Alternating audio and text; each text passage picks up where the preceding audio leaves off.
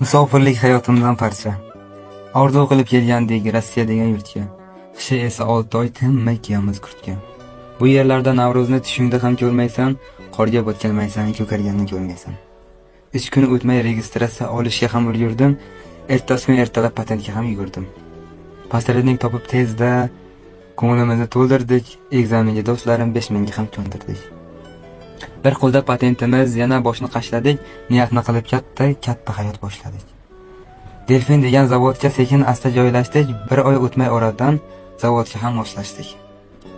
Hamma xeshi qarindosh topolmaysan begona, rus tilini o'rganay deb topolmadim bir chora. O'risning bolalari kelganda deb boqadi, ish yo'g'ida xaltori, issiq nonda yoqadi. Jamoat tuzib ba'zida futbolga ham boramiz, qishloqlikda qiziqqon to'ppini ham yoramiz.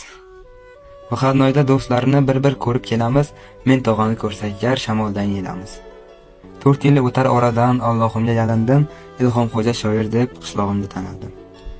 Ba'zi vatanning qiynaydida sog'inchim, onajonim duosi bo'lar menga o'yinchim. Musofir bo'lmay kishi musulmon bo'lmas ekan, uni nonini yemay qadriga yetmas ekan.